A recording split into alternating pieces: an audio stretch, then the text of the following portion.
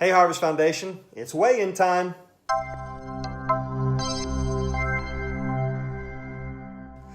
Well, I hope you had a wonderful week, the first week of 2019.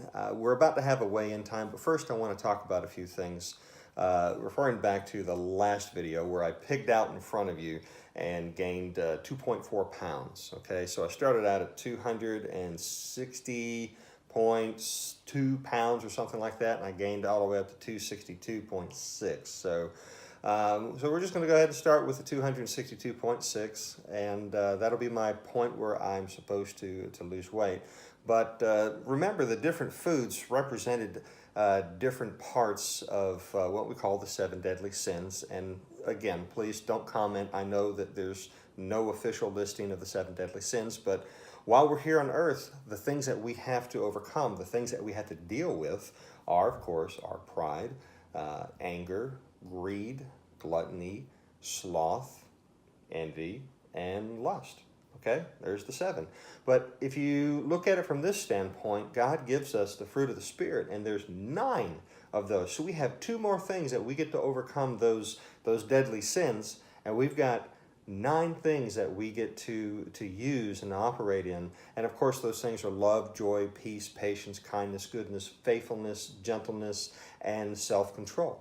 So those are the things that are going to help us to combat those things.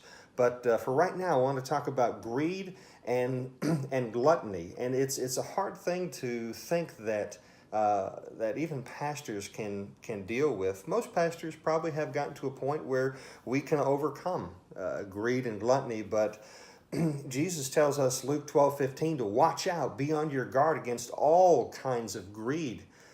So what does that mean? All kinds of greed. Greed does not just mean money. He even says a man's life does not consist in the abundance of his possessions. So money is not the only possession that you can have. It can be cars, it can be chairs, it can be coffee mugs.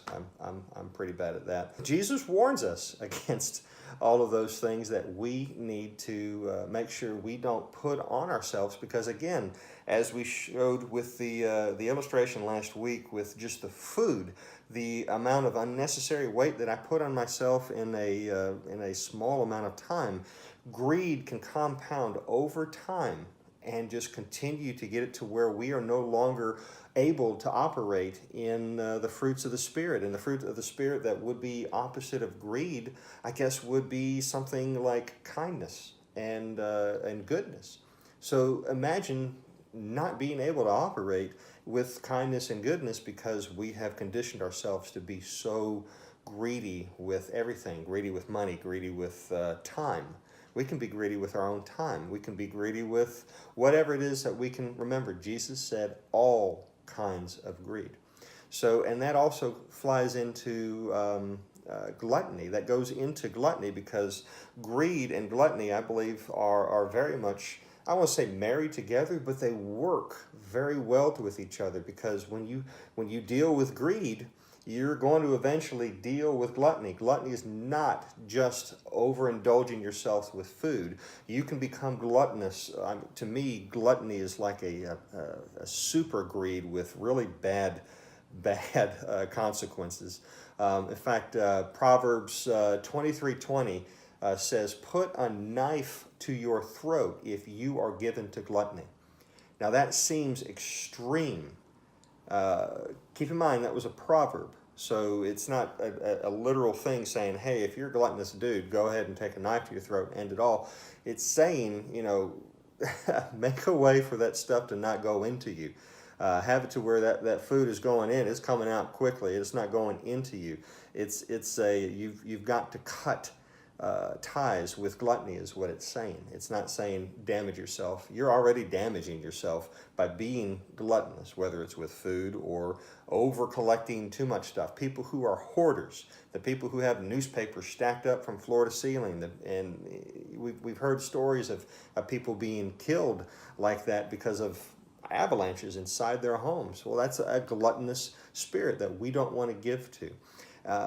So to help us with that, we got to remember Paul told us in 1 Corinthians 6:19 through 20 that you are not your own. You were bought with a price. Therefore, honor God with your body. Other translations say glorify God with your body.